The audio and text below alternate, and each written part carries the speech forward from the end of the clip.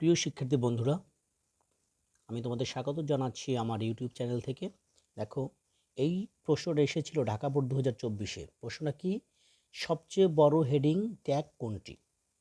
যেহেতু ট্যাগের প্রশ্ন, সেহেতু কোন অধ্যায়? যে স্যার, চতুর্থ অধ্যায় HTML সম্পর্কে আসছে, তাই তো? এখন দেখো, তোমরা জানো যে হেডিং ট্যাগ কয়টি বলো তো? যে স্যার, হেডিং ট্যাগ 6টি। কয়টি? 6টি। সবচেয়ে বড় হেডিং কোনটি বলো তো? যে স্যার, H1, এটা হলো সবচেয়ে বড়। আর সবচেয়ে ছোট কোনটা? H6, এটা সবচেয়ে ছোট। তো ট্যাগ মোট কয়টি হেডিং ট্যাগ? এই 6টি, H1 থেকে H6 পর্যন্ত। আমি কি বলছি বুঝতে পারছো?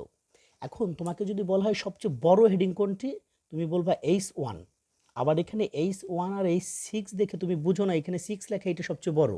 উল্টো ভাববা যে H6 সবচেয়ে ছোট, H1 সবচেয়ে বড়। সবচেয়ে ছোট ট্যাগ যদি বলা হয় তাহলে H6। তোমার এখানে আসছে বড় হেডিং ট্যাগ, যদি তোমার পরীক্ষায় আসে সবচেয়ে ছোট হেডিং ট্যাগ তাহলে এটা লিখবা, সবচেয়ে বড় আসলে এটা লিখবা। আর যদি আসে মধ্যম হেডিং ট্যাগ কোনটি, তাহলে কোনটা হবে বলো? H3। আমি কি বলছি বুঝতে পারছো?